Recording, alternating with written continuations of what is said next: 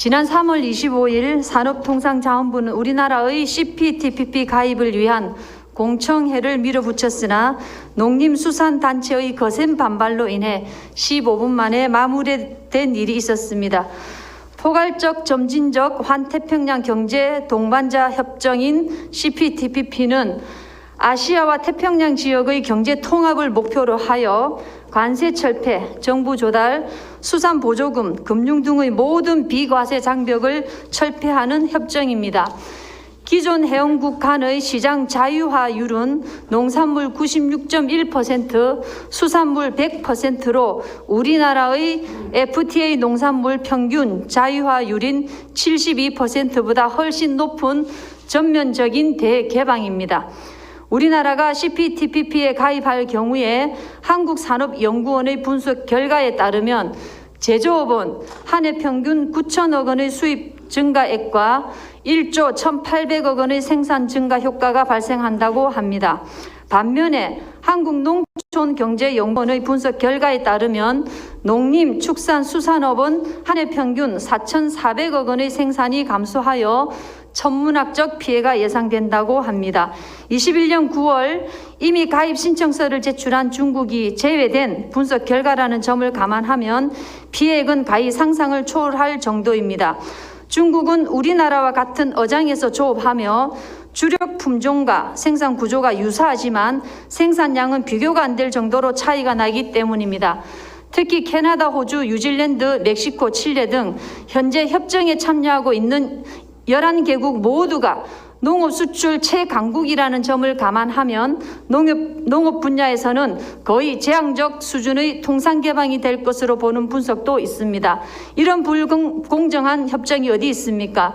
우리 경남의 주력 품종인 고추, 마늘, 양파, 과일류도 포함되어 있으며 한미 FTA보다 훨씬 높은 수준의 피해가 발생할 것입니다.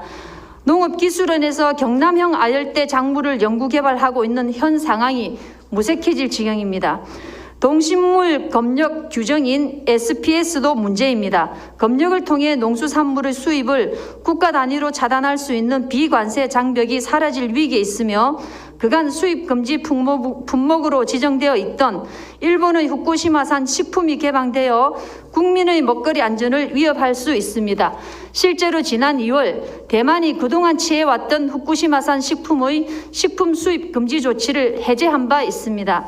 물론 농림축산식품부와 해양수산부는 공청회 자료집을 통해 여러 가지 대책을 제시하였지만 농축산어업인들은 앞선 협상처럼 실제적인 피해 대책이 아니라 말뿐인 탁상 행정식 발상이라고 지적을 하고 있습니다.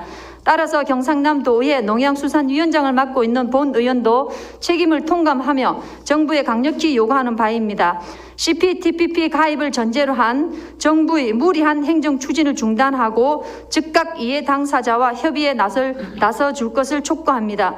농산물 수출 강국 다수가 참여하는 초대형 메가급 FTA인 CPTPP에 가입하는 순간 우리의 생명산업인 먹거리 1차 산업은 급속도로 침체에 빠지게 될 것입니다. 나아가 코로나19 우크라이나 사태와 같이 세계적인 위기 상황이 다시 발생할 경우에 심각한 식량 부족 국가로 전락하게 될 것입니다. 우리 경남도 농수축산인들의 수입 감소나 생계 곤란이라는 현실적인 문제를 넘어 장차 식량이 무기화되어 식량의 자급자족률이 국력이 되는 우리나라의 피해를 위해 현명한 판단을 해주시길 간곡히 요청드립니다. 더욱더 고심하고 연구하여 정부에 적극적인 의견을 개진해 주실 것을 당부드리며 추후 이에 대비한 대책도 마련해 주시길 바랍니다.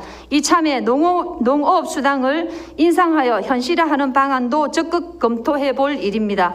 농수축산업은 국가의 근간인 1차 산업이며 식량 안보와 직결되는 생명산업입니다.